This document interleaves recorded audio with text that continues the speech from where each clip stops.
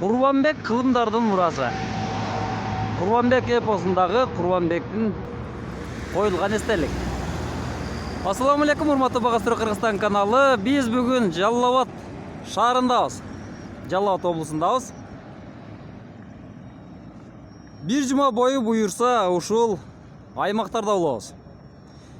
Жалал Абад облусун билесиздер, Фергана өрөөнүнүн эң түндүгүндө жайгашкан өрөөн. Туугандар, бул жерде мынакей, бул тактайчада Жалал Абад облусу жөнүндө маалыматтарды калтырыптыр. Эң биринчи Жалал Абад курорту экен. Андан кийин Каралма деген жакшы жери бар. Тарыктагы Саймалуу таш мына ушул Жалал Абад облусунда. Казарман, Арстанбап жаңгак токой, бул дагы Жалал Абад облусунда жайгашкан, билесиздер. Кыргызстандагы эң чоң суу сактагыч Токтогул суу сактагычы, бул дагы Жалал Абад облусуна карайт. Дүйнөдөгү эң бир сонун жерлердин бири Чычкан капчыгайы, бул дагы Жалал Абад облусуна карайт.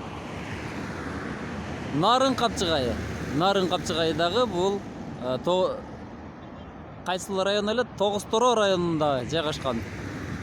Падыш Ата Аксы районунда Шах Фазил жана Беш Арал мамлекеттик корого.